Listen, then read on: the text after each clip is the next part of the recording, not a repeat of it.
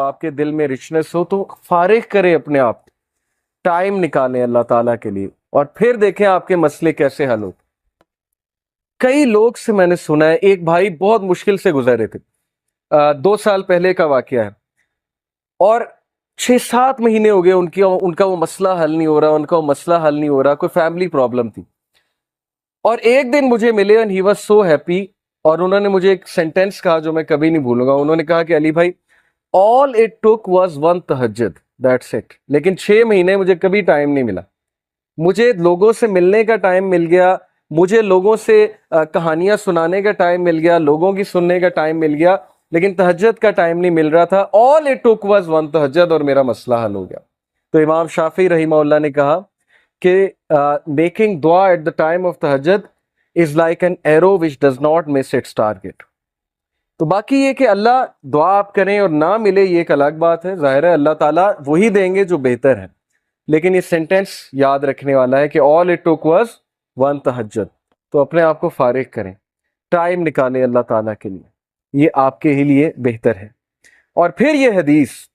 Anas bin Malik reported the messenger of Allah صلی اللہ علیہ وسلم said، Allah Almighty said، حدیث قدسی ہے، O son of Adam, if you call upon me and place your hope in me,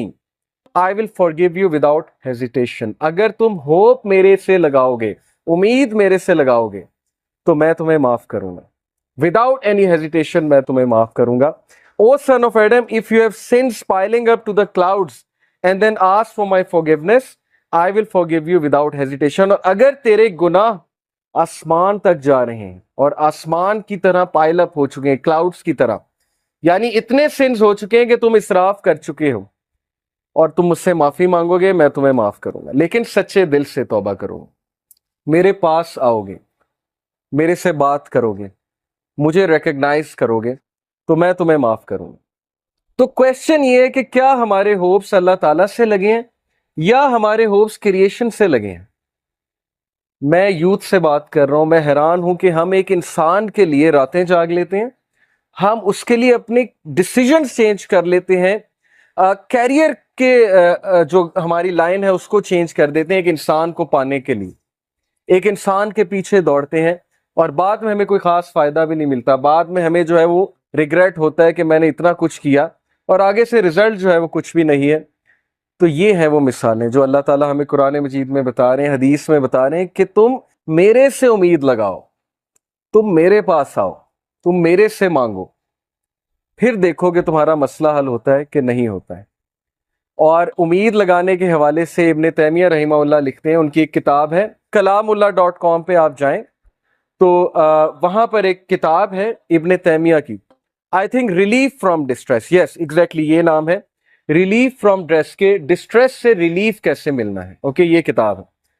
وہ کتاب اس آیت کی تفسیر ہے، لا الہ الا انت سبحانک انی کنت من الظالمین، صرف ایک آیت کو پکڑا ہے ابن تیمیہ نے اور پوری کتاب لکھ دی۔ اس میں وہ ایک بات لکھتے ہیں کہ اسلاف جان بوجھ کر یہ دعا کرتے تھے، یہ بھی ایک دعا تھی ان کی کہ ہماری دعائیں ڈیلے ہوں، ہماری دعاؤں کی قبولیت ڈیلے ہو۔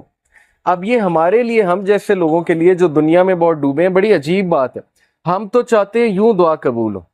میں اللہ سے مانگوں اور چیز میرے سامنے ہو، چاہے وہ میرے لیے بہتر ہے یا نہیں ہے۔ اسلاف کہتے تھے کہ ہم جان بوجھ کے وش کرتے تھے کہ دعائیں ڈیلے ہوں، کیوں؟ کیونکہ جب بندہ دعا کر رہا ہوتا ہے اس کا تعلق ہی اللہ سے اور ہوتا ہے، تو وہ اس تعلق کو انجوائے کرتے تھے کہ ہم تکلیف میں ہیں، ہم کسی ڈسٹریس میں ہیں، بس ہم دعائیں کیے جائیں، تو یہ تعلق انہیں بہت لطف دیتا تھا۔ یہ ایک بہت ہائی لیول کی بات ہے۔